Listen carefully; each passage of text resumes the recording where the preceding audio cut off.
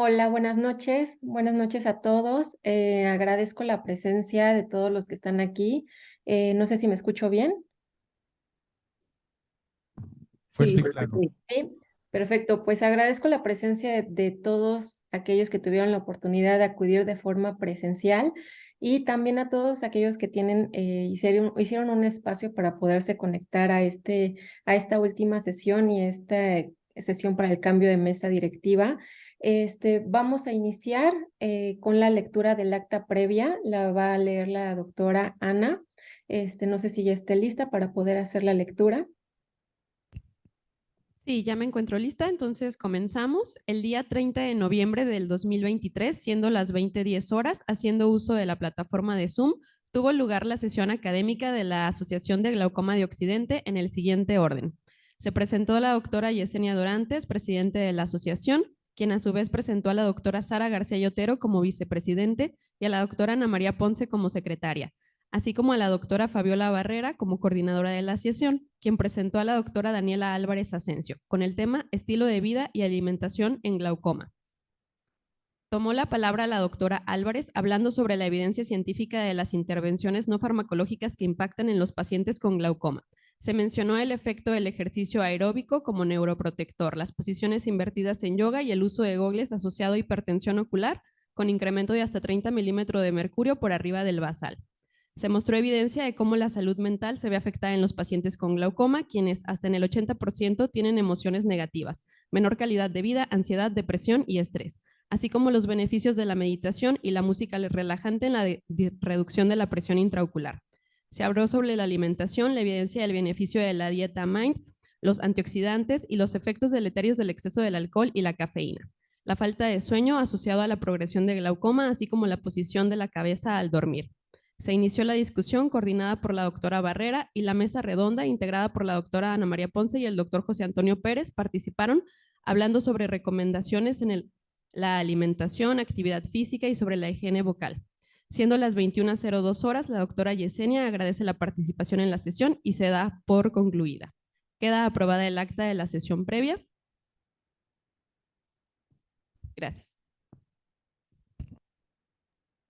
Perfecto, muchísimas gracias, doctora. Ahora yo les voy a compartir un archivo para dar el informe de las actividades de este año.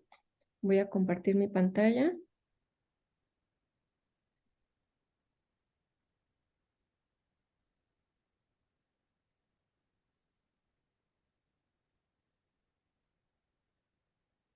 Muy bien, entonces vamos a hacer el informe de actividades que realizamos durante todo este año 2023. Empezamos con el 26 de enero, tuvimos el cambio de la mesa directiva. Tuvimos al doctor Mario García, presidente del Colegio Mexicano de Oftalmólogos de Jalisco, y la mesa se conformó como su servidora como presidente, la doctora Montserrat Romo Sainz como vicepresidente, la doctora Sara Aurora García Yotero como secretaria y el doctor Ernesto Lázaro García Romero como tesorero. También tuvimos el tema de mujeres pioneras en oftalmología, impartido por la doctora Ruth Silva Barragán. En marzo tuvimos nuestra Semana Mundial del Glaucoma. Nosotros hicimos nuestra campaña en diferentes días. La mayoría de las sedes fueron el sábado 18 de marzo. Participaron el Hospital General de Occidente, el Hospital de Especialidades Centro Médico Nacional de Occidente, el Instituto de Global Glaucoma, el Hospital Regional Dr. Valentín Gómez Farías y el Hospital Civil Fray Antonio de Alcalde. Esto con la finalidad de realizar una campaña de detección oportuna para el paciente de glaucoma. Tuvimos un total de 380 pacientes y aquí agradezco la participación de todos y la disponibilidad para estar en esta campaña, cada uno en sus propias sedes, pero tuvieron la mejor disponibilidad. Agradezco el apoyo también para poder estar en cada una de estas sedes y por aconsejarme y poder hacer una campaña grande. Posteriormente, en el mismo mes, tuvimos la sesión conjunta de la Asociación de Glaucoma de Occidente y el Colegio Mexicano de Glaucoma con el tema de la frontera en la neuroprotección y la neuropotencialización en el glaucoma. Fue coordinada por el doctor José Antonio Pasca Zapata y fue impartida como ponente por la doctora Sara García Yotero y por una servidora. En abril tuvimos nuestra sesión cultural extraordinaria, fue dirigido por la doctora Brenda Alegría García Loza y tuvimos la oportunidad de hablar de la oftalmología en el ideario cultural y artístico. Como ponentes tuvimos al doctor José Manuel Rodríguez Pérez y a la soprano Mara Patricia Ramírez. En mayo tuvimos nuestra sesión conjunta de la Asociación de Glaucoma de Occidente con el Colegio de Médicos Oftalmólogos de Jalisco con el tema de glaucoma secundarios a patología retiniana. El coordinador fue el doctor José Antonio Pasca Zapata y como ponentes tuvimos a la doctora Lorena Huilo Gutiérrez y al doctor Mario Salvador García Contreras. Posteriormente tuvimos el tema de iStent y iStent Inject en el nuevo algoritmo del tratamiento de glaucoma. Fue coordinado por la doctora María Elisa Zavala Aznar y como ponente tuvimos a la doctora Karen Arriosola Rodríguez. Esto fue el 15 de junio. Tuvimos la oportunidad de participar con el iStent Inject. Fuimos los primeros en poder manejar este dispositivo en México y tuvimos esta oportunidad y pues realmente creo que la pudimos aprovechar al máximo. En julio tuvimos el curso internacional del Colegio Mexicano de Glaucoma, fue del 26 al 29 de julio. Tuvimos una participación en el primer día del curso y participaron diferentes médicos. Tuvimos a la doctora Daniela Díaz Robles, al doctor José María Martínez de la Casa, al doctor Carlos Naranjo Ahumada, doctor José Antonio Pasca Zapata, doctora María Elisa Zavala Aznar y al doctor Félix Gil Carrasco en este primer módulo de tratamiento láser. Y también participamos en un segundo módulo en la inteligencia artificial y otros enfoques con el doctor Kurt Harlevenmark, la doctora Sara Aurora García Yotero Sánchez, la doctora Brenda Alegría García Loza y una servidora. Tuvimos un día exitoso, los temas fueron sumamente interesantes con la participación activa de todos los integrantes y durante esta participación nos dieron el 20% de las ganancias para la Asociación de Glaucoma de Occidente. En septiembre tuvimos el tema de perlas en el uso de dispositivos no valvulados, fue coordinado por la doctora Adriana Ramos y como ponente tuvimos a la doctora Carolina Prado y a la doctora Magdalena García Huerta. Se enfocaron principalmente en el dispositivo de drenaje de Berbelt y aquí también tuvimos un cambio de vicepresidente ya que la doctora Montserrat Romo Sainz renunció a su cargo de vicepresidente y cambió de cargo la doctora Sara Aurora García y Otero Sánchez de tesorero de secretario a vicepresidente y también se integró a la mesa la doctora Ana María Ponce Horta como secretario. El 30 de noviembre tuvimos nuestra última sesión que fue estilo de vida y alimentación en glaucoma. Fue dirigido por la doctora Fabiola Barrera. Y como ponente tuvimos a la doctora Daniela Álvarez Asensio.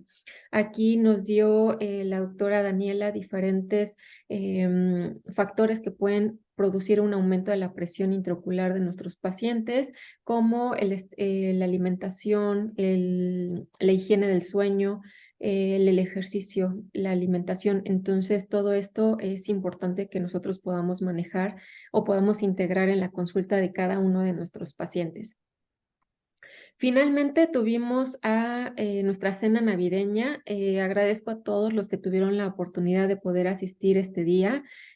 Tuvimos una cena bastante bonita, pasamos una bonita noche. Agradezco la participación y por las palabras de cada uno de los que estuvieron ahí y pues eso es todo. Yo aquí termina mi informe. Le voy a dar la palabra al doctor Ernesto Lázaro para que pueda dar su informe de tesorería.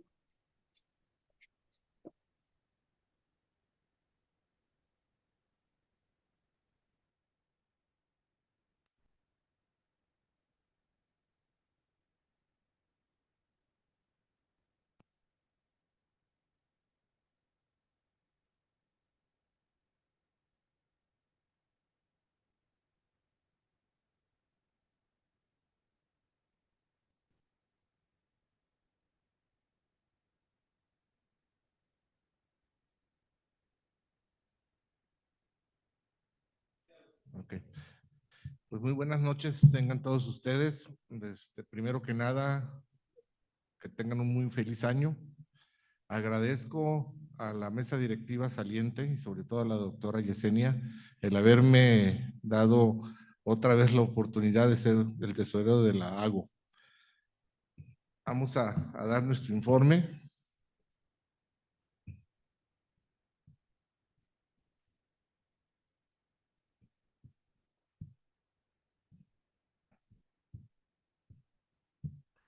Bueno, en enero del año pasado teníamos unos activos de 149,068,89 centavos y tuvimos unos ingresos este año de 21,600 pesos que corresponden exclusivamente a la cuota de los asociados. Y tuvimos unos egresos de 26,344 pesos con 80, que corresponden al salario del que se le pagó a la contadora y a los gastos que se llevaron nada más en cuando fue el Día Mundial del Glaucoma. La siguiente.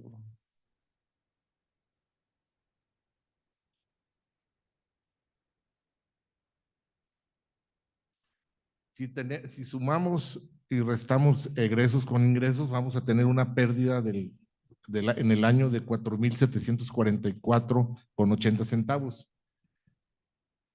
Por lo tanto, teníamos un activo de 144,392,22 centavos. El día de hoy, el Colegio Mexicano de Glaucoma nos hizo una aportación por la participación en su curso de 72,492,80 centavos. Por lo tanto, nuestro circulante activo actualmente es de 216,884 pesos con 80 centavos. Eso es todo. Cualquier cosa, pues estamos a las órdenes para aclaración y duda. Hago de su conocimiento a nuestros asociados que le hice la entrega a la doctora entrante, a nuestro presidente entrante, tanto de los papeles que yo tenía, que era el acta constitutiva, una copia del acta constitutiva y el proyector. Me dice la doctora que la doctora Brenda ya le entregó el equipo de sonido. Queda pendiente, que no se pudo hacer este año, la elaboración de los estatutos para poder protocolizarlos y hacer el cambio ante el SAT de la FIEL para poder efectuar facturas. Muchas gracias por todo y agradezco otra vez a la doctora Yesenia de haberme dado la oportunidad de trabajar con ella. Que tengan una buena noche.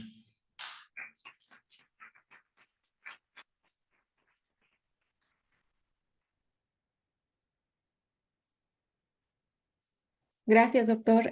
Para mí realmente es un honor haber trabajado con usted, por estar ahí conmigo todo el tiempo. Le agradezco muchísimo por haberme orientado en todo.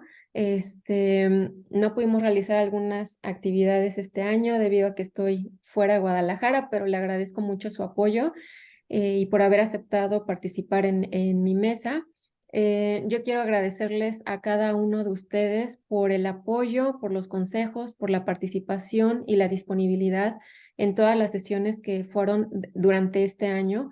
Yo sé que algunas sesiones fueron de forma virtual exclusivamente, esto debido a que yo, como les comento, estoy fuera, pero agradezco el apoyo de cada uno de ustedes. Y para mí ha sido un honor haber sido presidente de la mesa directiva de la Asociación de Glaucoma de Occidente. Me permitió acercarme a cada uno de ustedes y conocer que aparte de que son extraordinarias personas, son extraordinarios médicos, oftalmólogos y glaucomatólogos. Yo me voy feliz de haber participado en este año y agradezco por la confianza que pusieron cada uno de ustedes para que yo pudiera dirigir esta asociación.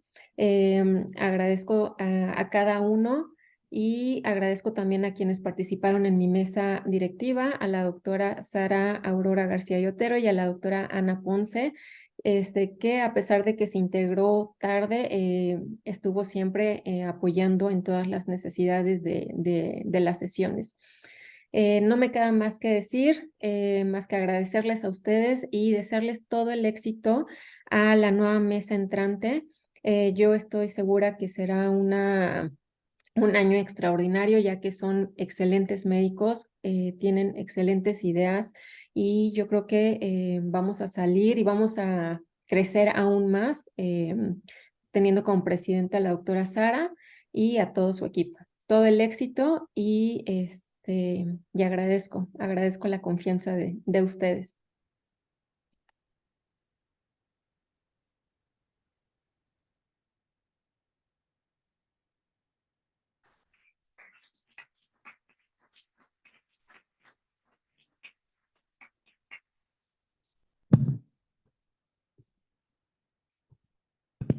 Bueno, hola, buenas noches a todos. Gracias a la doctora Yesenia, gracias al doctor Lázaro, gracias a todos a los que están aquí presentes. Ahorita ya vamos a proceder a la toma de protesta, que esa va a ser dirigida en parte por el doctor Pasca.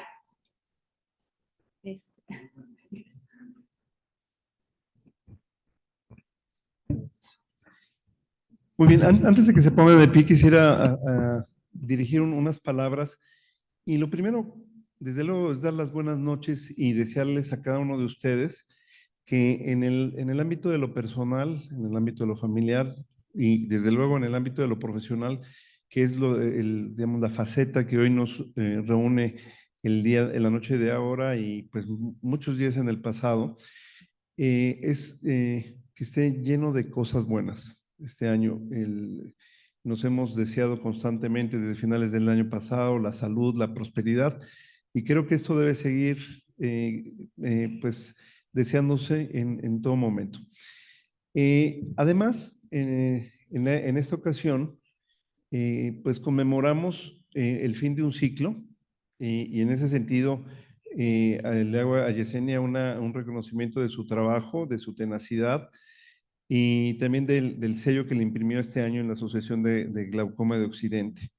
Entonces, al final, a veces algunos trabajos son en solitario, pero definitivamente el equipo de personas que trabajaron contigo, pues le dieron también este sello y se obtuvieron logros relevantes e interesantes que al final de cuentas ha generado, y en esto tenemos por lo menos aquí al frente a Ernesto Lázaro y a mi estimado compadre y colega, que son ellos socios fundadores de la Asociación de Glaucoma de Occidente. Me tocó a mí la suerte de acompañarlos en este proceso. Y no veo en el fondo, está también Carlos Naranjo por acá, pero no alcanzo a ver a todo el mundo. Sin embargo, creo que para nosotros es muy emocionante ver cómo esa idea inicial, que además lideró pues el doctor Chávez Anaya, Francisco Chávez Anaya como primer presidente, como presidente fundador, está dando realmente resultados y las semillas que se han sembrado, pues han dado, pues han cosechado en profesionistas que preparados en diferentes escuelas de la República, pues hoy hacen que las personas con glaucoma sean mejor tratadas. Y eso es algo que debe reconocerse porque para eso estamos reunidos, ¿sí? Para eso nos reunimos y hacemos la Semana Mundial del Glaucoma y hacemos pues las sesiones científicas, las sesiones culturales, etcétera. Hay un hilo conductor detrás de la Asociación de Glaucoma de Occidente que es el Colegio de Médicos Oftalmólogos de Jalisco. Entonces aquí en este momento hago el reconocimiento al doctor Mario García Contreras, quien me ha dado un lugar privilegiado para poder hacer la toma de protesta a la nueva administración, a la nueva mesa directiva, que usualmente la hace el presidente del colegio, y en esta ocasión nos ha tocado la dualidad, la muy buena fortuna de yo estar a cargo durante este año en la Sociedad Mexicana de Oftalmología, y por eso estoy aquí al frente diciendo estas palabras. Y ese es el hilo conductor, porque la Asociación de Glaucoma Occidente pues es una filial del colegio, ¿sí? Y ese es el arraigo del que hablábamos hace un rato en una pequeña charla que sostuvimos, de sentirnos no solamente como dignos de nuestra profesión, sino dignos y orgullosos de poder brindar nuestros servicios en este estado. Eso es creo que otro tema importante. Y tal vez como siguiendo este hilo que tiene que ver con las conexiones que tenemos, bueno, la Sociedad Mexicana de Oftalmología pretender este año llevar a cabo acciones y tener desarrollos tecnológicos que nos permitan tener una vida de comunidad, una vida intensa en relación a de que nos sentimos parte no solo de la Asociación de Glaucoma de Occidente, del Colegio Mexicano de Glaucoma, del Colegio de Médicos Oftalmólogos de Jalisco, sino de toda una sociedad que nos conecta a lo largo y a lo ancho del país. Muy bien. Preliminarmente, y con esto concluye el mensaje que quiero yo llevarles, es el de poder seguir participando con AINCO y en esta invitación se corre a todos los demás médicos oftalmólogos del colegio, no importa cuál sea su especialidad o su enfoque general, y de veras nos da muchísimo gusto que estén los residentes y las residentes entre nosotros, compartiendo cosas que a veces se quedaban solamente como negocios internos, ¿no? Creo que había habido esa apertura para poder decir, bueno, somos parte de una misma comunidad y los más jóvenes tienen que aprender también de cómo se lleva un colegio, una sociedad en términos no solo de su calendario académico, inclusive también del manejo de sus finanzas, etcétera. Muy bien. Dicho esto, quiero comentarles que junto con las actividades académicas, que es la parte medular de las organizaciones a las que hemos hecho mención en este momento, está el trabajo al que están ustedes invitados, a los que están ustedes llamados, y habrá toda una organización del Colegio de Médicos Oftalmólogos de Jalisco, y con todo el apoyo que podamos brindar desde la Sociedad Mexicana de Oftalmología para promover la conciencia, la concientización y el conocimiento de las principales enfermedades que afectan la visión entre los pobladores de Jalisco, entre los pobladores de México, pero en la población de Jalisco particularmente, y para que se pueda hacer esta cultura de promoción de la salud. Bueno, ese es el mensaje que he estado queriendo establecer.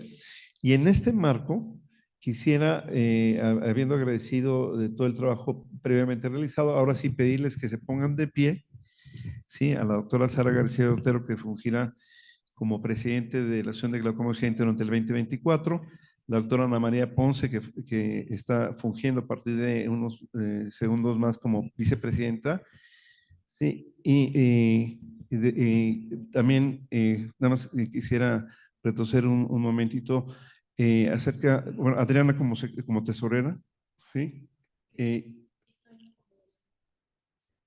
Perdóname.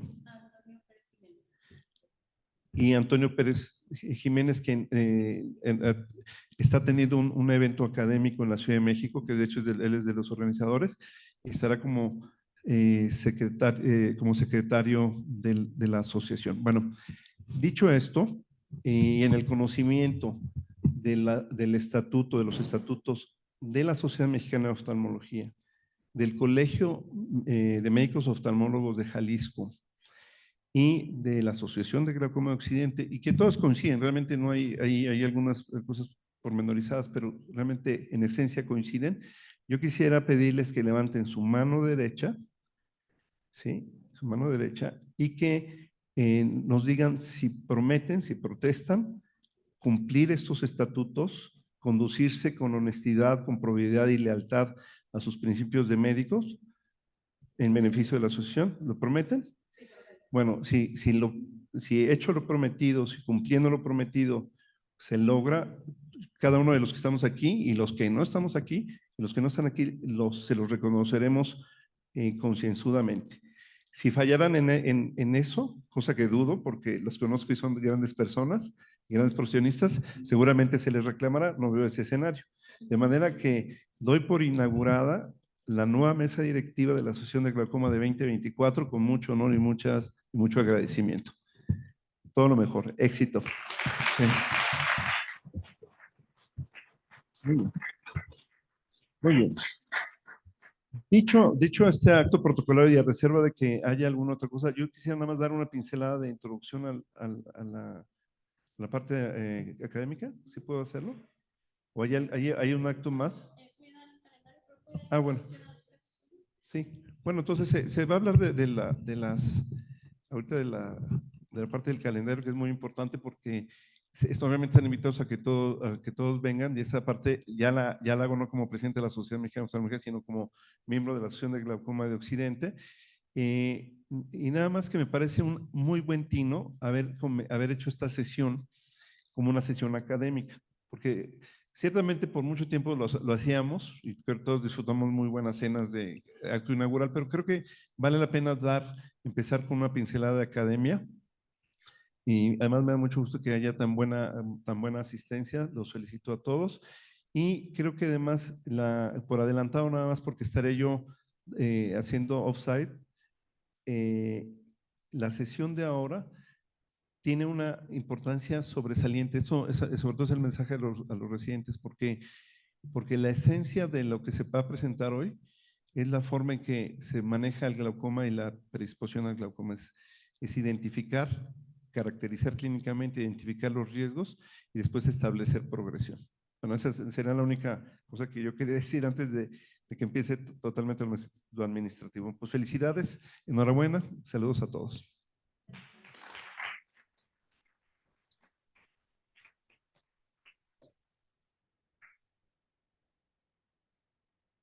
Muy bien, bueno, muchas gracias al doctor Pasca. Vamos a comenzar con la presentación del programa académico.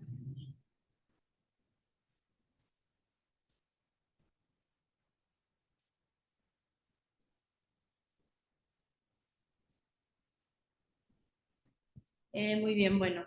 Aquí empezamos con la primera parte que, bueno, no sé si pararme o...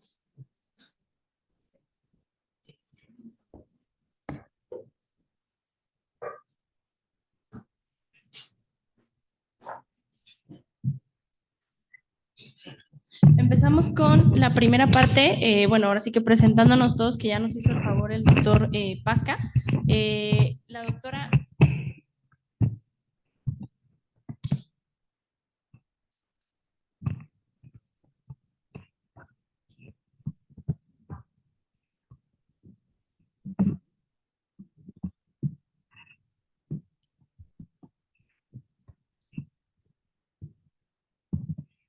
Listo, súper, gracias. Bueno, la doctora Ana María Ponce, como lo comentaron, el doctor José Antonio Pérez Jiménez, que ahorita no está, que va a ser nuestro secretario, y la doctora Adriana Ramos Hernández como tesorera. Muchas gracias por aceptar. Tenemos como primera sesión ahorita, aparte del cambio de mesa directiva, agregamos un tema académico que, como bien lo mencionó el doctor Pasca, son nuestras estrategias optimizadas para estadificar y tomar decisiones en la parte de glaucoma, con presentación de casos clínicos con una mesa redonda. La sesión conjunta del 1 de febrero con el Colegio de Oftalmólogos de Jalisco, que va a ser patrocinada por AVI, en tratamiento médico antiglaucomatoso, alcances, limitaciones y su futuro, presentada por el doctor Carlos Álvarez.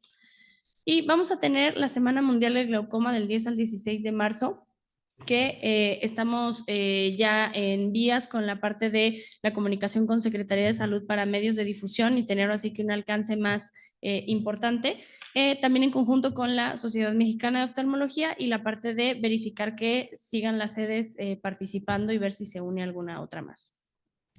En cuanto a la sesión del 25 de abril de este mismo año, el lado oscuro de la luna, lo que debemos evaluar en un paciente con glaucoma que va a presentar la doctora Carla Dueñas.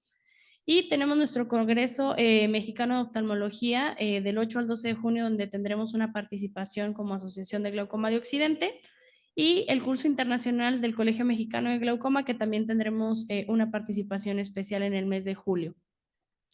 En cuanto al curso en el Colegio de Médicos Oftalmólogos de Jalisco, a finales de agosto, también se pretende habrá una participación de parte de la Asociación de Glaucoma de Occidente.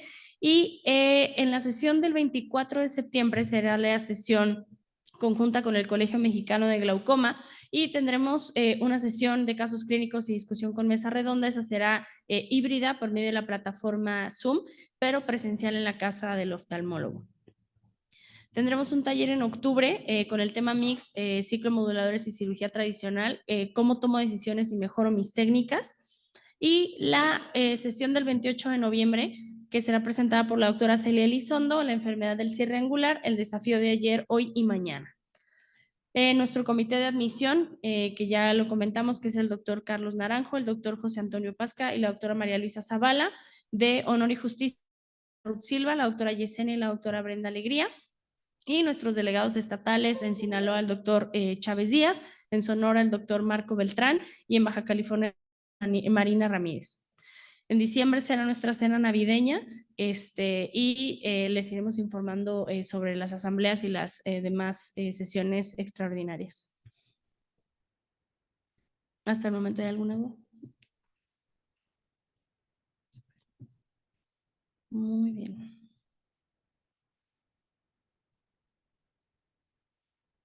Así que ya los casos. Muy bien, bueno, ahora sí ya, si todos están de acuerdo, vamos, para no tomarnos tampoco tanto tiempo, vamos a ir presentando los casos clínicos. ¿Empiezo yo o tú? Ok. Vamos a presentar los casos clínicos.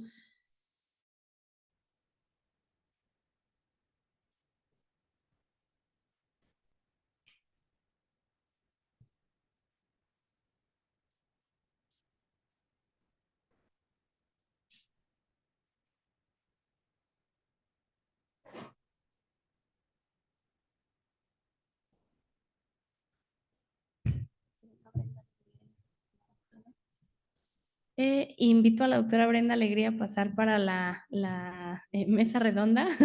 La doctora María Luisa Zavala nos va a acompañar por la plataforma Zoom.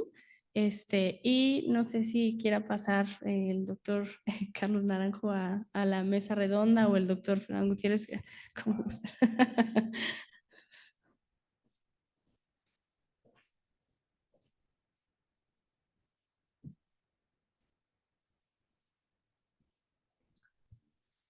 Bueno, como bien comentó el doctor Pasca anteriormente, esta parte de esta sesión queríamos buscar la sede académica también para pues que hubiera algún tema enriquecedor, y este primer caso lo llamamos en búsqueda de señales. Tenemos un caso clínico de una mujer de 67 años con antecedentes personales de importancia, prácticamente con...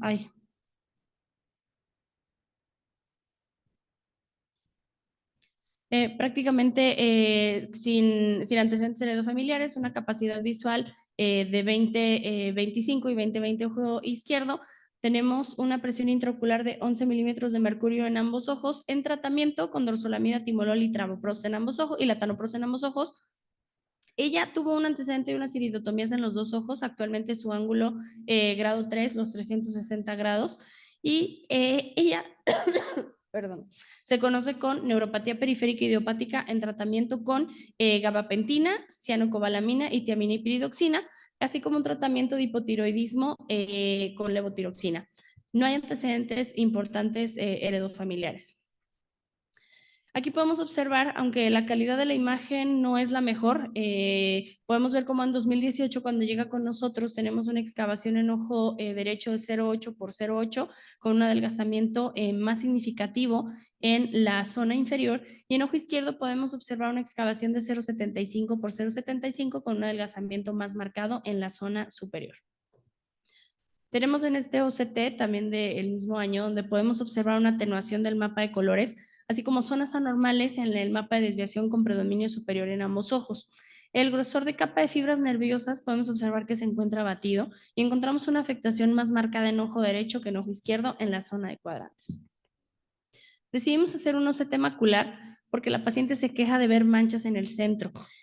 Podemos observar en este OCT que solo existe un adelgazamiento generalizado en ambos ojos, y presentamos este campo visual que se observa en ojo derecho confiable, anormal, con un escotoma central, siendo absoluto en la zona inferior, y en el ojo izquierdo un campo visual anormal con un escalón nasal inferior que se extiende al área paracentral y hierro inferior. Podemos clasificar en ojo derecho una afectación severa, así como en ojo izquierdo una afectación leve. Se decide realizar un campo visual 10-2 y podemos ver cómo en ojo derecho tenemos una afectación más marcada, preservando una isla de visión temporal, mientras que en ojo izquierdo la zona paracentral inferior con un conglomerado de locaciones con una P menor al 2%. Muy bien. Hasta el momento les hago la invitación. ¿Cuál sería su diagnóstico? Y si quisieran hacer alguna prueba adicional, ¿qué presión meta establecerían? Yo tengo una pregunta. ¿Por qué la neuropatía periférica? No tenemos... No hay nada neurológico. ¿Y tiene OCT macular? Sí, aquí ¿Lineal? No, lineal no hay. Porque me da la impresión de que tiene un DBP en ese ojo. Entonces no sé si tiene miodesopsias nada más. No, ella lo refiere como una mancha que en el centro le estorba para hacer algunas de sus actividades. ¿La evolución? Tiene reciente, apenas unos cuantos meses.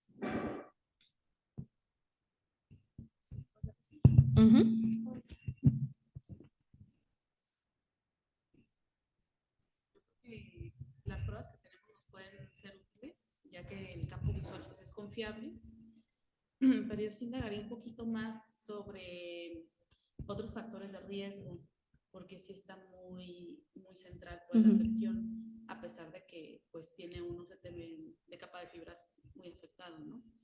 Que no suele ser, que no suele ser actual. A lo mejor pensamos en encontrar un campo visual 24/2 más afectado, pero por la zona, ¿puedes regresarlo a donde está el campo visual? Sí. Digo, el OCT.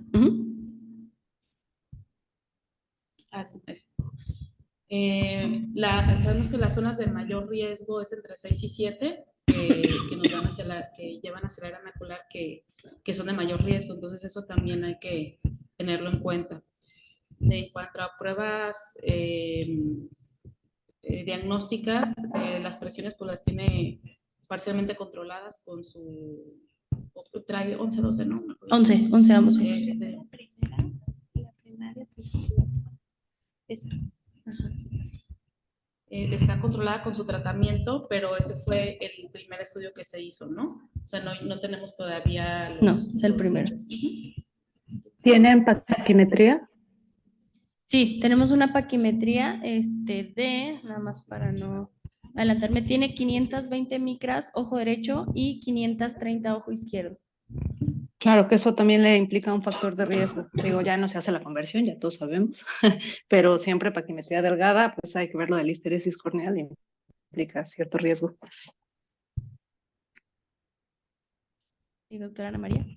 Bueno, aunque tenemos una medición de 11 en ambos ojos, me gustaría saber en qué horario fue esa medición y tener mediciones en horarios diferentes. Que tengamos esa presión en este momento no nos descarta que estemos teniendo fluctuaciones amplias y parece una paciente complicada con varios comórbidos, entonces hay que pensar en que puede tener otros factores que están alterando la autorregulación de la vasculatura del nervio y llevando a esa afectación central. Yo repetiría el campus, hay que estar seguros, tener por lo menos 2 pruebas, si se repite la afectación en el centro, aunque vimos ya el 10-2, pero estar seguros de que es una afectación central. Creo que sí es importante ver, como nos comentaba Adriana, la mácula, pero descartamos que haya un agujero, ¿no? Entonces, la zona macular vulnerable implica que puede haber una afectación temprana y aunque todo el campo es casi normal, ese 0 en el centro pues ya nos hace una afectación avanzada. Tú nos preguntabas qué más pruebas, yo pediría una prueba extendida de la presión intraocular y me gustaría, bueno, además de repetir el campo, ya conocimos las paquimetrías. Si descartamos fluctuaciones amplias, o sea, la prueba nos va a dar demasiada luz, ¿no? Pero si la prueba es positiva y hay fluctuaciones amplias, quiere decir que no es lo suficiente para mantener el adecuado control para ese ojo. 11 con una prueba positiva, pues implica que hay que aplanar las fluctuaciones. No podemos hacerlo farmacológicamente o hay que considerar un manejo quirúrgico. Ya ese ojo es un glaucoma avanzado y necesita un monodígito. Bueno, en mi opinión, primero, gracias por la invitación a la mesa y por considerarme. Bueno, yo más o menos les voy a comentar cómo llevaría este caso. Estoy súper de acuerdo con las doctoras. Hay que ver si en realidad es un escotoma para centrar por una lesión funcional de glaucoma. Aparentemente sí, digo, tiene la lesión estructural bastante significativa y vemos en mácula que no hay una lesión que nos pueda estar explicando esto, ¿no? Fuera de esto, ¿cuánto tiempo de evolución tiene esa lesión central? No Ella sé. lo refiere como unos cuantos meses apenas. No hay como un establecido. Sí, a veces también, muchas veces los pacientes, pues en la binocularidad, pues no se dan cuenta, cualquier cosa se tapan el ojo y se dan cuenta de su escotoma, lo pueden descubrir. Bueno, yo lo llevaría de esta manera. Creo que hay que ver si no hay fluctuaciones. Digo, está una presión meta. La presión meta es a la que no progresa tu paciente, pero bueno, creo que para la severidad, creo que las presiones de 11 están bastante bien. Solo hay que ver si no tiene estudios previos, hay que vigilar mucho esa lesión paracentral. Yo en este caso haría una prueba también como lo hace la doctora Ponce, tal vez para identificar fluctuaciones. Si no es la prueba más sensible, Las pruebas de sobrecarga yo sí las hago bastante en mi consulta. Tengo el Corbis, entonces el Corbis está bellísimo porque te muestra completamente la gráfica y la biomecánica de la córnea. Entonces es un gran equipo, me funcionaría. Creo que para identificar solamente si hay fluctuaciones y hay que estabilizarlas al menos en 24 horas, sin dejar pasar que también pues la curva de 24 horas pues es mucho más sensible y más objetiva que estas pruebas rápidas que pues no son tan objetivas pero son funcionales. Y mi segundo camino sería si no hay fluctuaciones, si mi paciente está bien, si no está progresando, que tenga su paracentral, se le explica a la paciente y estoy tomando ahorita una rama un poquito diferente en el glaucoma como más integral. Entonces sí le recomendaría pues todo lo que es calidad de vida. ¿Hace ejercicio, no hace ejercicio? ¿Qué tipo de ejercicio? Ay, voy Adriana. Entonces, ¿haces ejercicio? ¿Qué tipo de ejercicio? Cardio en la mañana es buenísimo, es un punch de oxígeno al nervio óptico, entonces es una buena idea. Hay que seguir a los pacientes en el manejo de estrés. También una cosa importante es saber qué tipo, si hace ejercicio, qué tipo de ejercicio haces. Hay pacientes que van a natación y tan solo el gogle súper apretado influye en progresiones, así como lo decimos, ¿no? O algunas posiciones de yoga. Digo, ya me fui, pero hay que tener un rato con esta paciente para indagar y pues también antioxidantes. Podemos dar muchos medicamentos que pueden ser multivitamínicos o antioxidantes, alimentos también. Creo que por ahí va cambio en los hábitos de vida del paciente y vigilar que no tenga fluctuaciones. Y creo que eso es por el camino que yo elegiría. Bien, en cuanto a alguna otra prueba, creo que nos falta el OCT del complejo de células ganglionares, que no lo vi, pero creo que lo vamos a ver más adelante, ¿verdad? Sí. Bueno, sí, la verdad muy interesante todo lo que mencionaron y vamos a ir presentando, como bien mencionó la doctora Ana y la doctora Brenda, es sumamente importante conocer las fluctuaciones y se realizó una prueba de sobrecarga hídrica en este caso. Fue en el 2018, fue con Goldman, no fue con Ora ni con Corbis, pero se realizó y donde observamos que desde el inicio la paciente está fuera de meta, digo, para lo que nosotros quisiéramos, por lo que bien mencionaban, por esa afectación central. Nos gustaría que desde un inicio estuvieran cifras muy probablemente debajo de un dígito, debajo de 12. Sin embargo, si somos estrictos, la prueba es negativa en cuanto a fluctuaciones, no sube más allá de 6 milímetros de mercurio ni un 30%. Se corrobora con un monitoreo ambulatorio de la presión intraocular, como bien lo mencionaron también anteriormente, donde se observa la cifra más alta de la presión ocular siendo 18 y 17, correlacionándose bastante bien con las cifras que tuvimos para la prueba de sobrecarga hídrica, y la cifra más baja fue de 10 y 7 por la tarde. ¿Harían algún cambio en el tratamiento hasta el momento con estas dos pruebas? Yo en el tratamiento no, pero quisiera ver sistémicamente si hay algo más que esté contribuyendo, porque podríamos pensar, las fluctuaciones pueden ser suficientes para explicar la afectación que tiene, pero puede haber otros factores, ¿no? Pensar en hacer una polisomnografía, una monitorización ambulatoria de la presión arterial, ver cómo está el hipotiroidismo, también es un factor de riesgo para glaucoma primario de ángulo abierto, está usando también algunos medicamentos. Tiene iridotomías, entonces me imagino que ya fue un primario de ángulo cerrado, pero bueno, pues puede haber. Ajá. Yo creo que sería mi abordaje. Muy bien, bueno, nosotros agregamos fluomanidina al tratamiento y se citó a los 2 meses a la paciente. Y como bien mencionaban, bueno, aquí ya les mostramos una microscopía especular donde viene la parte de la paquimetría que mencionábamos y se repiten los campos visuales porque la paciente se sigue quejando, ahora sí que a los cuantos meses, que sigue sin poder ver bien y que cada vez siente que es peor esta cuestión, estas manchas que le impiden la visión en el centro, siendo más marcado en el ojo derecho. Se repitieron y podemos observar cómo en el ojo derecho se profundizó y se extendió el escotoma central del ojo derecho y se observa que se extendió el escalón nasal inferior del ojo izquierdo. Hasta el momento, aquí ¿tienen alguna sugerencia o...? Pues sí, es importante ver las lesiones paracentrales, cómo se han profundizado en el ojito derecho, ¿no? Aquí hay que tomarse su tiempo también para pensar qué es lo que está pasando con este paciente. Si bien ya se controlaron las fluctuaciones aparentemente de la presión intraocular en 24 horas, el glaucoma no es dependiente solo de la presión intraocular. Tenemos que ver otros factores de riesgo. Hay que ver la presión de perfusión ocular media de esta paciente. No sé cómo está su frecuencia cardíaca, su tensión arterial sistémica. Creo que alteraciones en la microvasculaturas es súper importante. Y otra, bueno, también no sé si es una paciente tal vez obesa, no sé si es una paciente hipotiroidea. Hipotiroidea, sí. Hipotiroidea sí, también es un factor de riesgo importante. Y pues el síndrome de apnea obstructiva del sueño, digo, creo que esta paciente a nosotros como glaucomatólogos nos está condicionando y nos está gritando a parar un poco y estudiarla de una manera sistémica, porque nos está gritando que su factor de riesgo no necesariamente tiene que ser la presión intraocular. Muy bien, la doctora María Luisa quiere hacer un comentario. No, una duda, perdón, me perdí. Esto fue ya cuando le habían agregado el tratamiento, o sea, a pesar de la brimonidina. Sí, a pesar de la brimonidina.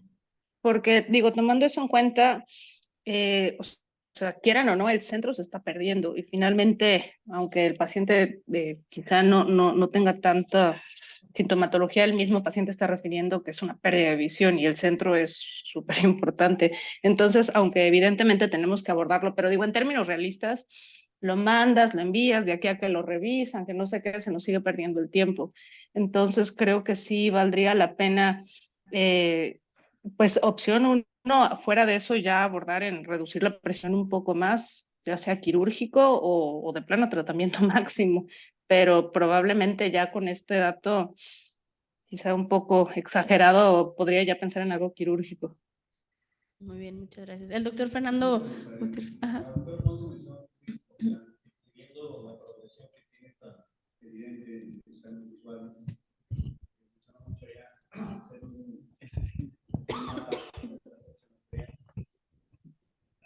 Por ejemplo, los factores vasculares eran muy importantes, sobre todo ver si no es una DIPER nocturna, que es muy importante, incluso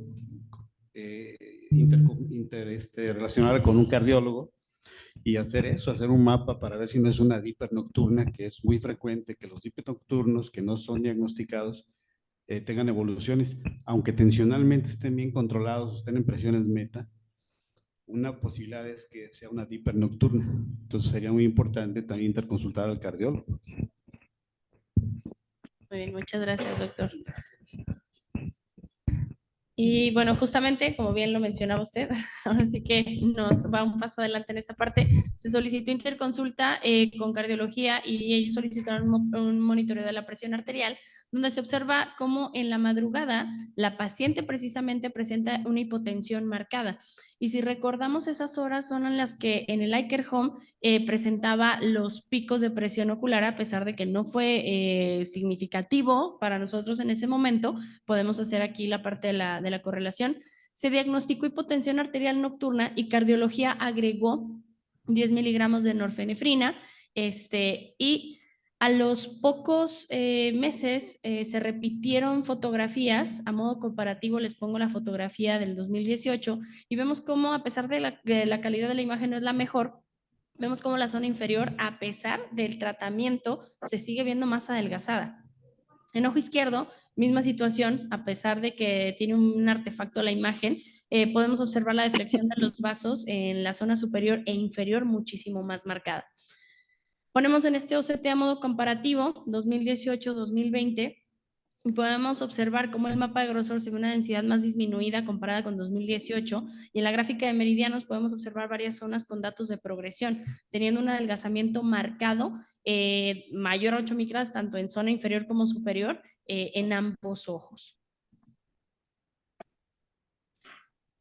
Aquí otro estudio, lo ponemos, este fue 2019-2020, lo ponemos de modo comparativo y podemos observar cómo en ojo derecho hubo una disminución del BFI marcada, mayor al 5%, y un aumento de la desviación media a pesar del tratamiento ahora con con cardiología. Podemos ver cómo se profundizó el escotoma central y se extendió.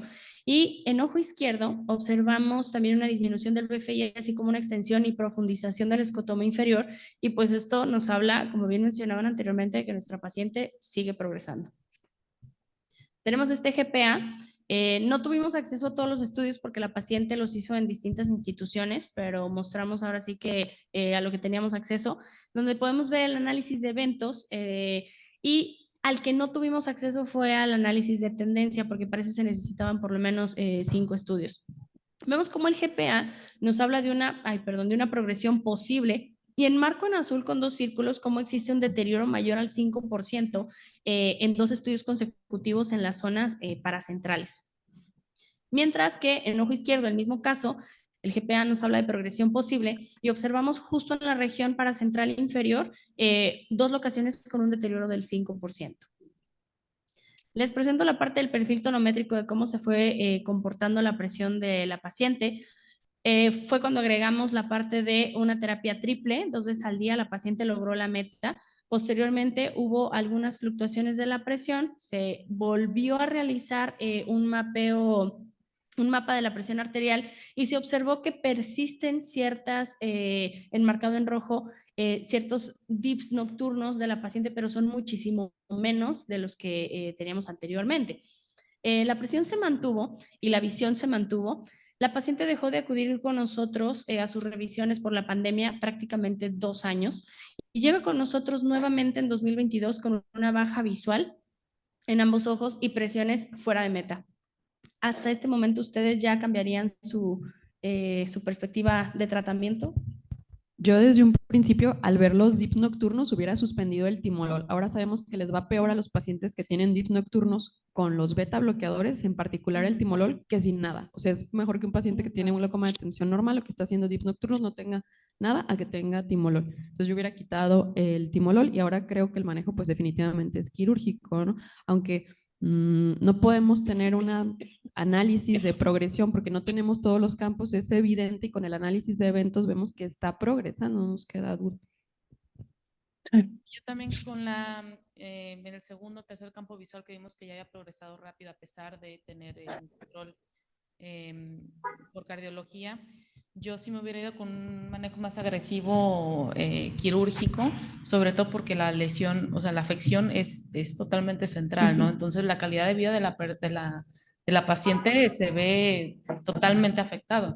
Entonces, aunado obviamente al control metabólico, control sistémico, yo hubiera o sea, tenido un manejo quirúrgico más agresivo, sobre todo por la rápida progresión. Yo insisto en el factor neurológico.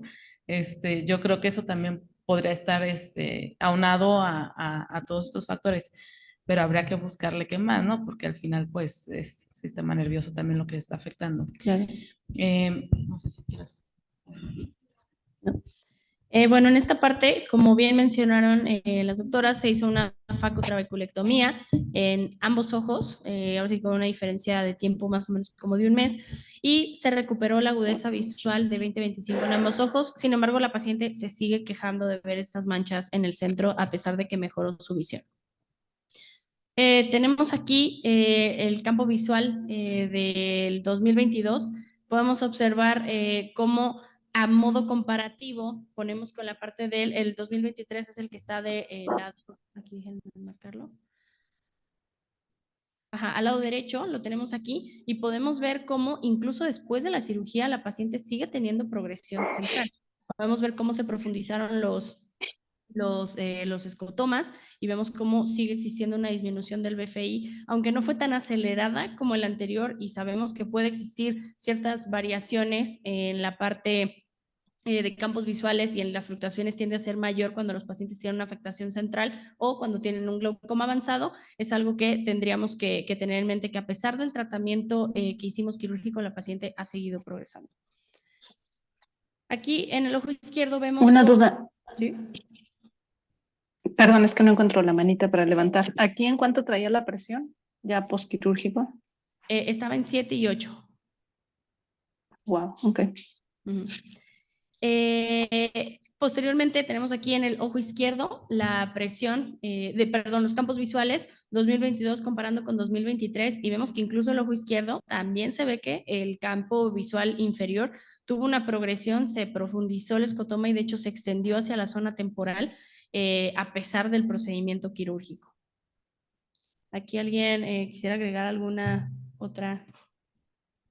Yo creo que aquí lo que nos decía Brenda al principio es súper importante, todo lo sistémico. Nos falta, por ejemplo, polisomnografía para saber si hay como otro factor, pero iniciarle neuroprotectores, o sea, glucocetin, citicolina, todo, ¿no? Ujú. Sí, porque ya aquí Está súper gritando este caso que la es presión la presión intraocular. intraocular, pues Exacto, no hay mucho que limita hacerle. el sueño. Vamos a darle una Sí. gran estudiada y sí, o sea, elementos de neuroprotección, que bueno, también cambios en el estilo de vida. Es que no sé cómo está metabólicamente también. Sí, de hecho la paciente se pierde un poco, de hecho tiene ya su cita próxima, también con cardio y con internista, porque sí se debe de hacer justamente lo que ustedes mencionan, la parte de estudiar el todo, ¿no? No todo es la presión intraocular, tenemos que verificar así que al paciente como un todo y no enfocarnos solamente en la parte ocular, sino identificar que no hay algunos otros factores de riesgo por los cuales sigue progresando. Y definitivamente, perdón, evitar beta bloqueadores sí o sí. Y evaluar las condiciones familiares y de la paciente, o sea, si tiene buen apego en realidad a los medicamentos. Ahorita ya es Ya con está una operada. sacotrabeculectomía, pero digo, no es presión intraocular el factor de riesgo que tenemos que tratar en esta paciente. Hay un tema aquí controversial, que es el tema de neuro, que ya decía Adriana. Hay un límite, digo, no podemos hacer un montón de pruebas neurológicas por la parte ética, pero también está súper demostrado que alteraciones en las presiones de líquido cefalorraquídeo están interfiriendo ahí también en el daño del nervio óptico. Una pregunta, cuando ustedes la exploran, ¿tiene datos de disminución del anillo neurretiniano, hemorragias en astilla? O sea, ¿tienen estos síntomas? Bueno, la disminución del Signos, anillo, perdón. sí, pero hemorragias en astilla no hemos captado ninguna de sus visitas. La doctora. Bueno, no es casualidad que yo esté aquí, pero quisiera darles mi aportación en el campo de la neurooftalmología, porque en el hospital tuvimos muchísimos pacientes en coordinación, en combinación con todos los servicios, con todas las subespecialidades, el centro médico, y no era casualidad que estuvieran combinados un glaucoma con una neuropatía óptico-isquémica. Entonces, acá nos nombraban como la medicina interna dentro del servicio de oftalmología, porque obviamente no nos esperábamos a que lo viera el internista, sino que hacíamos todo el abordaje prácticamente de un internista para descubrir hiperlipidemias, hipotensiones arteriales sistémicas, que esta última me parece que es la asociación por la cual ella tiene neuropatía periférica. Habrá que preguntar también en cuestión de lipotimias, la posición al dormir, perfectamente si la señora es obesa, la apnea obstructiva durante la noche, que eso es para mí importantísimo, ¿verdad? Muchas gracias. Sí, como bien menciona la doctora, totalmente, sabemos que pueden existir, ahora sí que no solamente neuropatía glaucomatosa por sí sola, o sea, pueden ser neuropatías mixtas. Entonces, aquí es donde entra la parte que es a donde vamos a encaminarnos en la discusión de la identificación en todas las herramientas que tenemos a nuestro alcance para poder identificar la progresión en los pacientes, ¿no? Siempre creemos que pues la parte de glaucoma y todo esto que nosotros encontramos, pues es como, siempre hacemos la analogía como si fuera unir las piezas de un rompecabezas, ¿no? O sea, si las piezas no embonan, sabemos que tal vez no estamos por el camino correcto. Si embonan, pues sabemos que vamos bien, ¿no? En cuanto a la discusión, bueno, no es hablar sobre la parte de glaucoma de tensión normal, sino queríamos ejemplificar en la parte de un caso en donde no encontramos cifras de hipertensión ocular como tal, ¿no?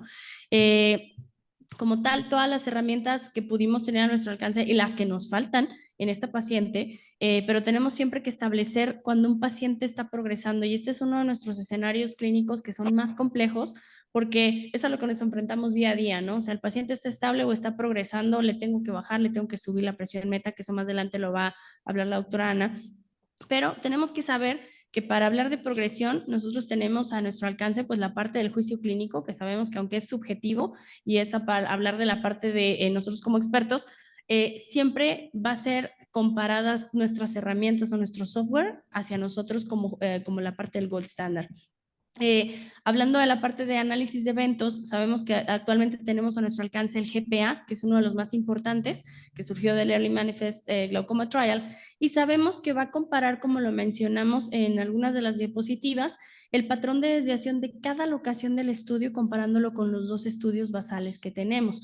Cuando tenemos un excedente del deterioro de alguna de esas 2 locaciones, de un 95% del intervalo de confianza que el software lo hace esperado para un paciente con un glaucoma estable, pues estamos hablando de una probable o una posible progresión, dependiendo si son 2 pruebas o 3 pruebas consecutivas. Siempre nos va a ayudar esto también a diferenciar si fuera alguna progresión y creemos que pudiera ser en vez de progresión una catarata o el desarrollo de ojo seco. Sabemos que la parte de progresión por glaucoma siempre tiende a ser más focalizada, mientras que los otros efectos pudieran llegar a ser un poco más difusos. Se ha visto que GPA en un estudio de 10 campos visuales llega a tener hasta un falso positivo de 2.6%. Entonces esto nos habla de que es una herramienta sumamente precisa que nosotros podemos tener a nuestro alcance, que a veces la dejamos a un lado, pero nos puede ayudar bastante. Y hablando en el que sigue, que es la parte de análisis de tendencias, sabemos que lo que hace es analizar de forma lineal las variables, que una de las más importantes actualmente es el BFI, pero también analiza la parte de la desviación media y algunas otras variables que tienden a ser ya más cuánticas. Se ha visto que lo único es que tiende a fallar en ciertas etapas tempranas de la enfermedad. ¿Por qué? Una puede ser por la frecuencia con la que hacemos los campos visuales, porque esta requiere un poquito más de estudios y por la variabilidad que puede haber en los mismos.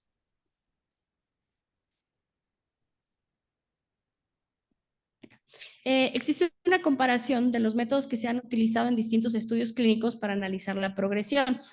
Todos ya conocemos varios, pero los criterios como tal, logarítmicos que se utilizaron en el estudio AGIS, en el CIGTS, en el MGT, y todos comparados con juicio clínico, los analizó CATS en 2017 y puso a prueba un grupo de 67 pacientes con campos visuales, y fue interesante que solo la mitad de los pacientes que determinó como progresión juicio clínico los identificaron los otros software.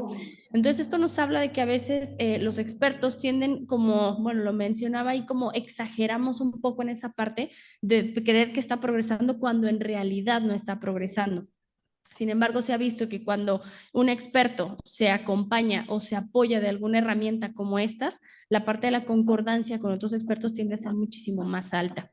Se habló también se comparó todos estos métodos numéricos que se utilizaron en los 3 estudios contra el juicio clínico de los expertos, y se vio que AGIS tenía una sensibilidad y una especificidad de 36 y 96%, mientras que los criterios de CIGTS 57 y 87 y del MGT 50 y 91%. En este otro estudio se analizó y se dio seguimiento por 5 años a un paciente con campos visuales y con OCT, donde establecieron la parte del adelgazamiento de la capa de fibras nerviosas por GPA y por TPA, por una serie de estudios estructurales. Este estudio a mí me pareció bastante importante porque a pesar de que GPA demostró una progresión de 27% y TPA del 48% y tuvieron un nivel de concordancia moderado de 1.3, los campos visuales se vio una progresión de hasta un 30%.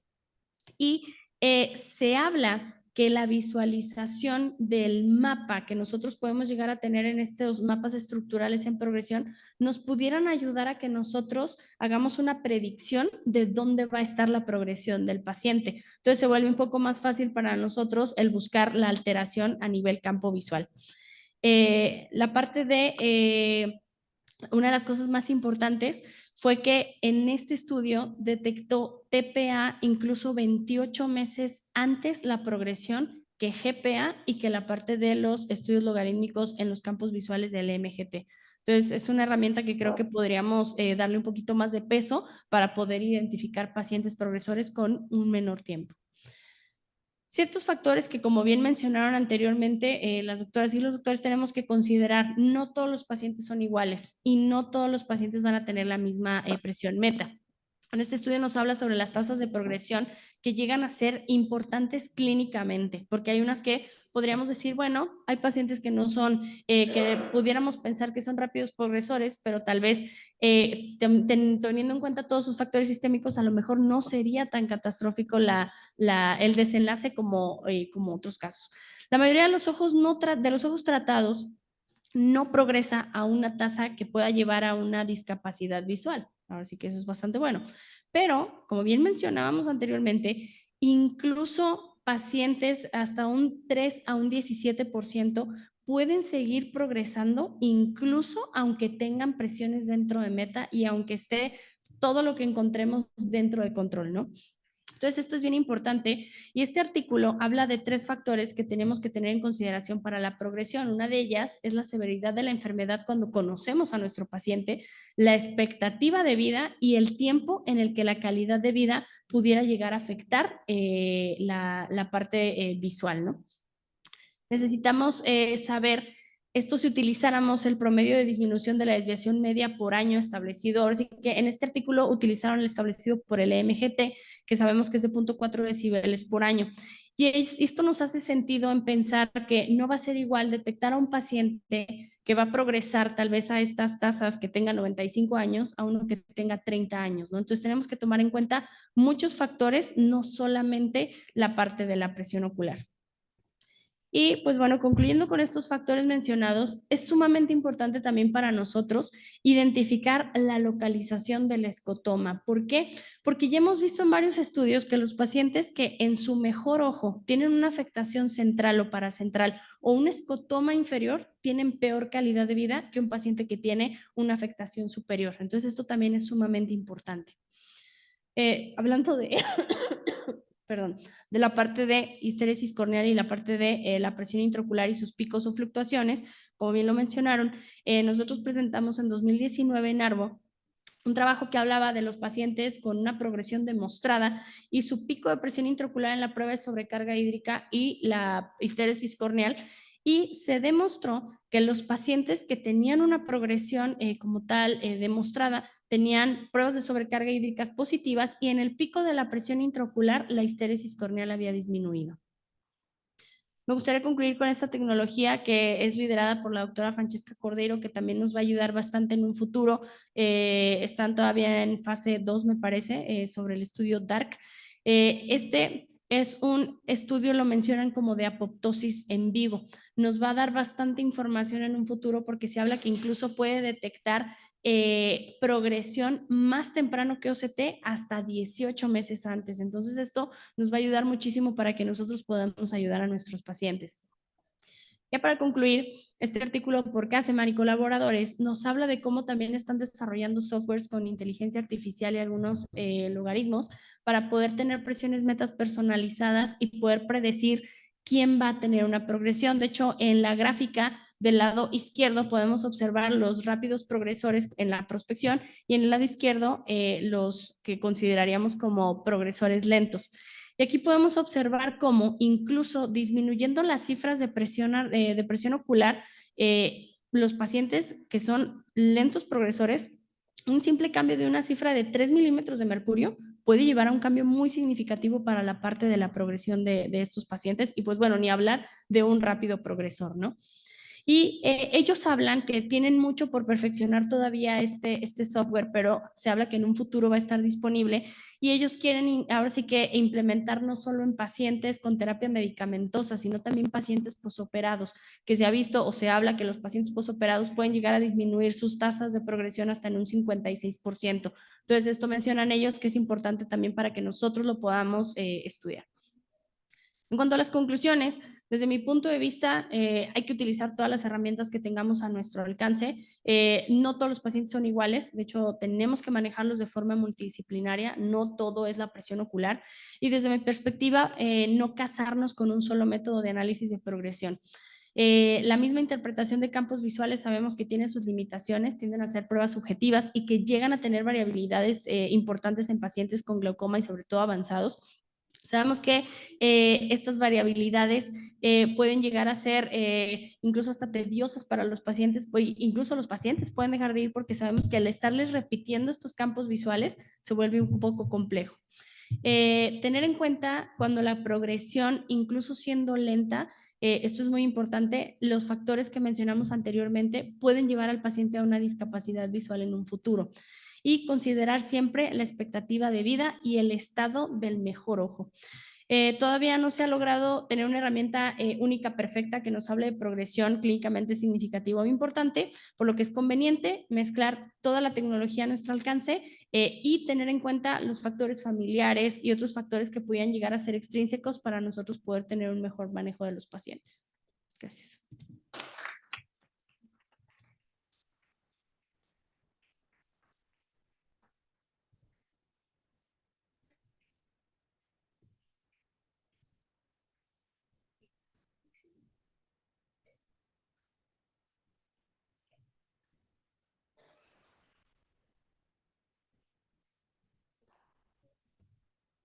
Felicidades, Sara, súper padre el caso y lo del DARC, me encanta. Entonces vamos a pasar ahora al segundo caso clínico, el cual se titula El tiempo no espera. Se trata de un masculino de 33 años de edad con el antecedente de un trauma ocular cerrado que ocurrió de forma reciente, hipertensión ocular posterior a esto, a quien en su localidad le realizaron iridotomías en ese ojo. Se encuentra con terapia hipotensora tópica a base de una combinación triple de supresores de acoso, además de un hipotensor sistémico. Vemos que tiene una adecuada agudeza visual y un importante descontrol de la presión intraocular en el ojo izquierdo, 43 milímetros de mercurio. Acá podemos observar las fotografías del segmento anterior, el ojo derecho sin alteraciones. En el izquierdo vemos la iridotomía, así como una pupila dismórfica asociada a un defecto pupilar aferente relativo en ese ojo. En las fotografías del fondo de ojo, el ojo derecho sin alteraciones. En el izquierdo vemos que el disco es algo más grande y la excavación vertical es bastante más amplia.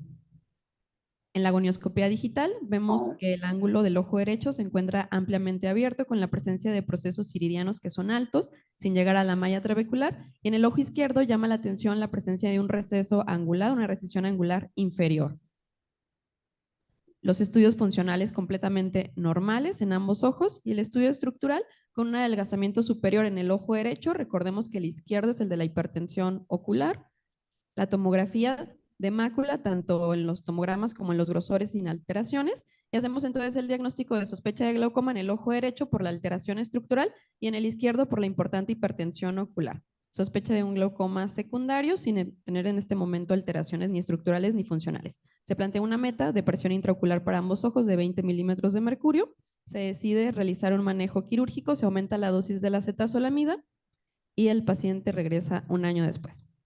Repetimos los estudios y ahora vamos a ver que persiste con hipertensión ocular significativa en el ojo izquierdo. Ahora en las fotografías del fondo de ojo llama la atención un adelgazamiento generalizado del anillo neuroretiniano. Vamos a verlo de forma comparativa. 2020, que fue cuando conocimos al paciente, y un año después podemos observar cómo la ceja se encuentra bastante adelgazada, casi ausente en el sector superior. Podemos observar los poros de la lámina cribosa, la presencia de un vaso en bayoneta inferior, o sea, como hay estos vasitos circunpapilares, bastante adelgazado el anillo neuroretiniano. En cuanto al estudio estructural, persiste ese adelgazamiento superior del ojo derecho sin haber incrementado, y en el ojo izquierdo un aumento o un adelgazamiento significativo del grosor de la capa de fibras nerviosas. Se realiza también la evaluación de las células ganglionares mediante OCT Panomab, el ojo derecho con algunas zonas discretas de adelgazamiento, pero en el izquierdo con un adelgazamiento generalizado. Y nuevamente repetimos el estudio funcional, el ojo derecho igual sin alteraciones, y en el izquierdo, que también era normal hace un año, encontramos una reducción concéntrica significativa del campo visual en este ojo. Tenemos también un análisis de progresión, vamos a verlo por partes. Este es el análisis de eventos del ojo derecho, normal. El análisis de tendencia, no tenemos una tasa de progresión porque, como nos comentaba Sara hace un rato, solamente tenemos 3 campos, se requieren 5 para que se haga el análisis estadístico de la regresión lineal. Tenemos únicamente 3, pero vemos que está en el 100% el ojo derecho. Y en el izquierdo, el equipo incluso nos dice que no puede hacer ni siquiera un análisis de eventos porque fue tan avanzado el daño, que nos sugiere realizar mejor un análisis de tendencia o plantearnos realizar incluso pruebas 10-2. Entonces tenemos acá el análisis de tendencia en el que se ve la caída tan importante del índice de campo visual. El diagnóstico ahora es distinto al que teníamos hace un año. Ahora se trata de un glaucoma terminal en el ojo izquierdo secundario al traumatismo y la meta para este ojo también disminuye. Antes habíamos planteado una presión menor de 20 milímetros de mercurio, ahora queremos un unidígito para este ojo. ¿Cuál sería? Ay, ya ves. ¿Cuál sería la alternativa quirúrgica que ofrecería a este paciente o no plantearían la opción de una cirugía? No sé, cirugía sí o sí.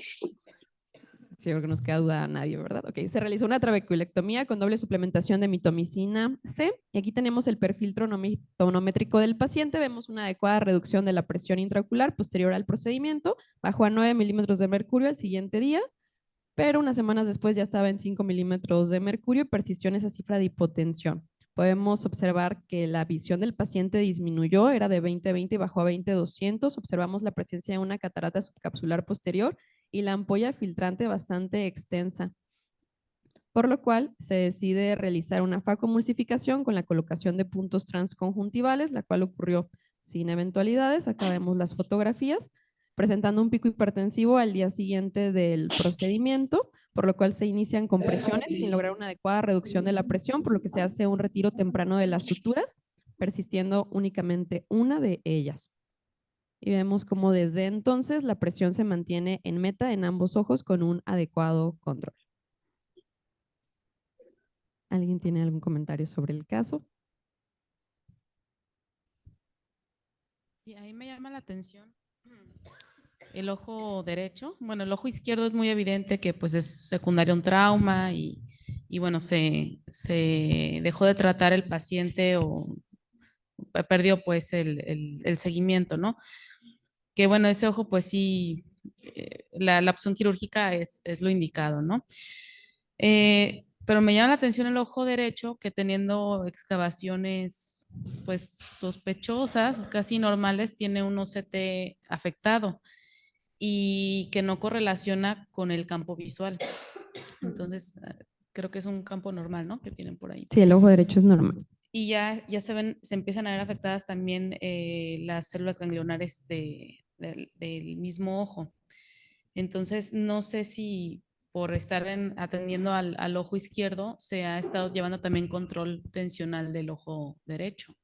Sí, en el seguimiento se han hecho las mediciones, pero justamente, o sea, no olvidarnos que este ojo es sospechoso de glaucoma desde que tenemos la primera visita. Entonces creo que para este ojo también sería importante hacer, por ejemplo, una prueba de carga hídrica, o sea, descartar fluctuaciones. Este ojo está sin tratamiento hipotensor y tenemos la progresión estructural y funcional del ojo derecho también en el seguimiento sin alteraciones. Entonces no se ha iniciado manejo, pero sí no perder de vista, aunque la afectación es tan significativa en el otro ojo, o sea, no perder de vista su mejor ojo. Gracias, Adrián.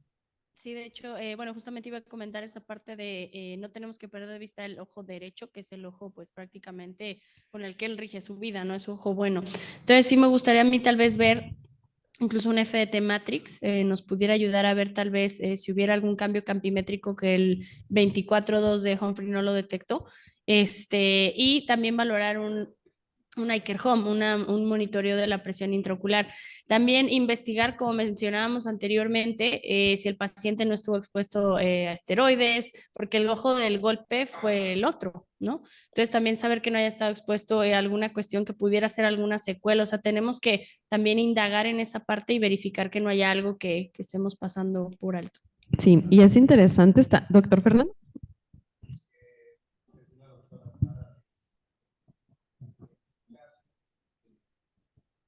Papila con cierta sospecha, con una prueba blanco-blanco, cita estándar. En este caso yo me inclinaría por hacer o un 10-2 o un 24-12, que esa es una de las herramientas que más nos ayudarían en este caso, que tienes una sospecha con un OCT prácticamente casi normal. Yo me iría a hacer un 24-12, porque ese te agrega 10 puntos adicionales que no te los da cita estándar ni cita faster 24-2, y el 24-12 te da eso, o un 10-2 en estos casos. Sí, completamente de acuerdo. O sea, sabemos que no vamos a hacer teorías de la evolución del glaucoma, si el daño es lineal o no lineal, y las pruebas con las que contamos en la actualidad pueden no ser suficientes para documentar una afectación funcional. Entonces, el FDT Matrix como una muy buena alternativa para evaluar las células magnocelulares, que son las primeras que se afectan en glaucoma, y el 10-2 por la zona de la afectación de la zona macular vulnerable. Acá tenemos el 10-2, que es normal para el ojo derecho, y pues lo vemos afectado en el ojo izquierdo. Algo que es importante es que, interesante que está descrito en la literatura, es que los ojos con recesión angular, aunque el trauma haya sido unilateral, el ojo contralateral tiene mayor riesgo de desarrollar glaucoma primario de ángulo abierto, o sea, no sabemos por qué. Y una vez yo escuché al doctor Kurt Harlever decir que estaban conectados, ¿no? O sea, el quiasma óptico y demás, o sea, los nervios ópticos finalmente en algún punto van a estar conectados. Entonces, que si hay un estímulo nocivo para uno de los nervios ópticos, hay teorías de que eso puede llegar a afectar el otro ojo, aunque el otro no haya tenido trauma y no tenga recesión. Entonces, es algo interesante también. Bueno, vamos a pasar a algún otro comentario.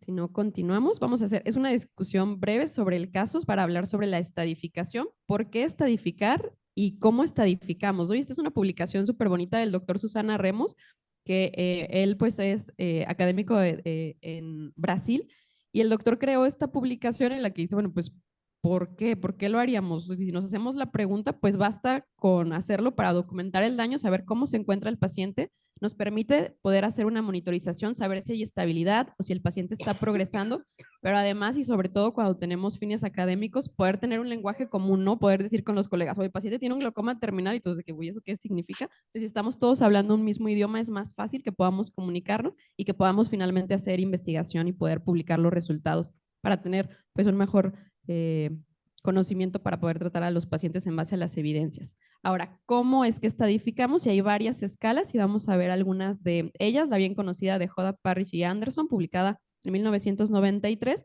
en la que se estadifica a los pacientes en estos tres tipos, en el temprano, moderado y severo, dependiendo de la desviación media, así como la cantidad de locaciones anormales. Tenemos también la clasificación de Mills, que clasifica al paciente en 5 estadios, que va en temprano, moderado, avanzado, severo, e incluye también el end-stage glaucoma o glaucoma terminal, de acuerdo a la desviación media. Y tenemos esta clasificación propuesta por el propio doctor Susana Remo, que usa el BFI. La clasificación es igual que la de JODAP y colaboradores. Lo clasifica en temprano, moderado y severo en base al índice de campo visual. Entonces es algo que puede llegar a ser más práctico en alguno de los casos y más rápido para una evaluación tener una meta en el paciente. ¿Y qué nos sirve tener al paciente estadificado? Pues bueno, finalmente en base a esto vamos a plantear una PIO meta. La presión intraocular meta es un valor dinámico, se está modificando en el tiempo, es individual, no individual por paciente, individual por ojo, como lo veíamos en el caso, cada ojo tiene una meta distinta y en ocasiones puede llegar a ser un valor arbitrario, ¿no? De que qué meta le darías tú y a lo mejor cada uno vamos a decir una meta distinta, pero hay algunas publicaciones que nos orientan a cuál sería la meta ideal. Hay que basarnos en el estadio, en la edad que tiene el paciente y en la esperanza de vida, que no es lo mismo. Si el paciente puede ser muy joven, pero quizás su esperanza de vida asociada a ciertos comórbidos no ser tan alta, es algo que hay que considerar. Y la presión basal, la presión que tiene el paciente antes de que nosotros iniciemos con la terapia hipotensora tópica. Entonces, bueno, la piometa, dependiendo del estadio, podemos buscar una reducción en los casos leves de un 20%, en los casos moderados del 30% y en los casos avanzados de por lo menos el 50%. Y es algo que se va a estar modificando en el tiempo. Hay que evaluar otros factores, como veíamos las fluctuaciones, y estar constantemente realizando estudios para saber si el paciente se encuentra estable o está progresando. En esta gráfica de la Sociedad Europea de Glaucoma podemos observar cómo esperaríamos que se comportara un paciente con la visión normal y que pueda llegar al final de sus días con la calidad de vida asociada a la visión lo suficientemente alta para que pueda hacer sus actividades hasta que llegue la muerte, ¿no? Pero no es la historia de todos los pacientes con glaucoma. Muchos de ellos, a pesar del tratamiento tópico, van a seguir progresando y a pesar de la cirugía pueden seguir progresando. Entonces, hay que evaluarlos con estudios para modificar las metas a través del tiempo. En conclusión, es importante que los estadifiquemos, hay que individualizar la meta y hay que estar reestadificándolo, replanteándonos las metas, y esto no lo vamos a lograr a menos que hagamos estudios de forma periódica. Vimos un caso en que podríamos decir, bueno, lo recomendable es hacerlo una vez al año, ¿no? En este caso no basta. Para detectar un progreso rápido necesitamos por lo menos unos 3 a 5 campos en el primer año para poder hacer análisis de progresión, necesitamos forzosamente hacer los estudios y no vamos a lograr detectarlo a menos que estemos vigilando al paciente. Necesitamos vigilar la presión, necesitamos vigilar las fluctuaciones, pero no olvidarnos de hacer las pruebas, tanto funcionales como estructurales, y se vienen cosas muy interesantes en inteligencia artificial para diagnósticos todavía más tempranos. Y quiero terminar con esta frase que dice: no desperdicies tu tiempo, porque el tiempo es de lo que está hecha la vida y podemos aplicarlo a nuestros pacientes con glaucoma, no podemos perder el tiempo en ellos, ¿no? Hay que hacer intervenciones y tomas de decisiones tempranas. Muchas gracias a todos por habernos acompañado hoy.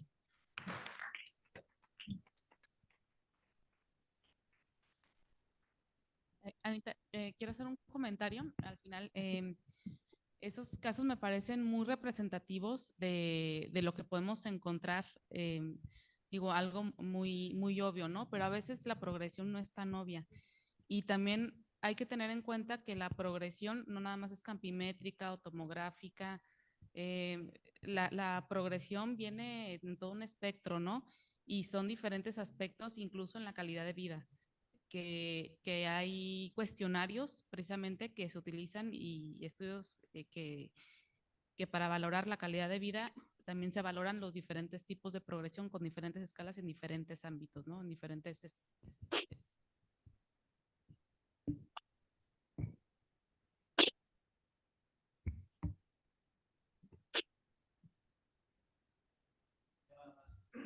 Quiero felicitar a la doctora Sara Ponce y obviamente a las participantes de la mesa redonda. Excelentes casos clínicos. Creo que dejan mucha enseñanza, sobre todo que hay muchos residentes, para que se den cuenta que en glaucoma no nada más es la presión. Porque luego los que no son glaucomatólogos nos dicen que glaucoma qué chiste tiene, porque pues son gotitas y presión. Entonces ya se dieron cuenta que el glaucoma es muy complejo realmente. Entonces no nada más es presión y gotitas, sino que realmente es un abordaje integral donde se involucran muchas especialidades y que realmente a veces el manejo del glaucoma es un verdadero dolor de cabeza. Entonces el mensaje es: hay que estudiar mucho y no nada más ver el ojo, sino que es ver al paciente de manera integral. El glaucoma es casi la medicina interna del ojo. Y felicidades, doctora Sara. Excelentes casos clínicos. Un comentario también final mío.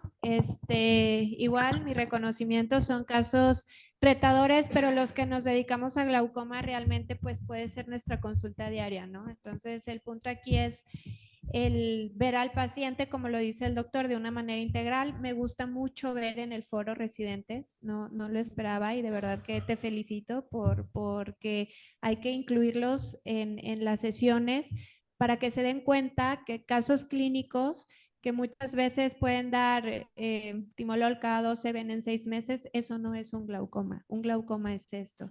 Me gusta verlos aquí, de verdad. Me gusta que se den cuenta que hay que ver al paciente de una manera integral y que el glaucoma se involucra con muchas especialidades, como lo dice el doctor, y que presión intraocular no es lo mismo que glaucoma. Yo creo que eso es lo primero.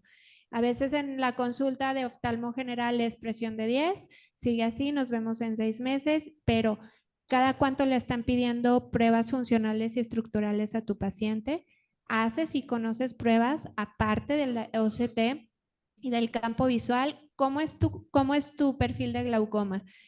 Fotoclínica la pides, es importante, es súper importante. Muchas veces de manera clínica vemos disminuciones del anillo neuroretiniano y modificaciones de la vasculatura y aún no tenemos a lo mejor lesiones tan evidentes de progresión, pero sí tempranamente las podemos ver tan solo con una fotoclínica. Digo, eso es muy importante que más jóvenes, ya viejita yo, ya estoy, pero más jóvenes, más residentes puedan incluirse en las sesiones de subespecialidad, porque también pueden entender lo que es una subespecialidad y también pedir apoyo del glaucomatólogo, no que nos los manden, y estoy segura que todos los glaucomatólogos de aquí coinciden, pues cuando ya no hay tanto que hacerle al paciente. Muchas gracias.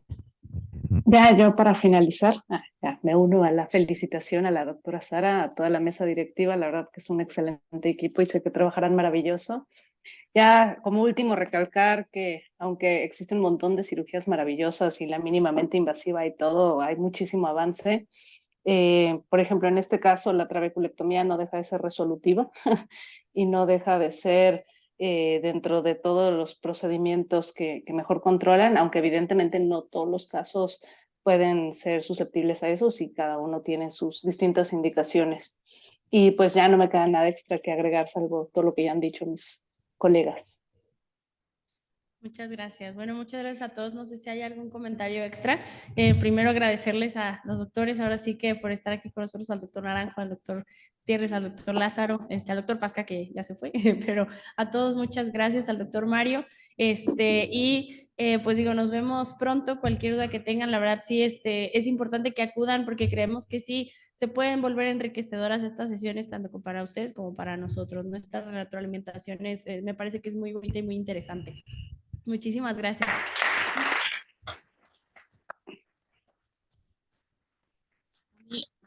Perdón, ya. A mí me gustaría invitar, perdón, último comentario, a los residentes a que hagan preguntas.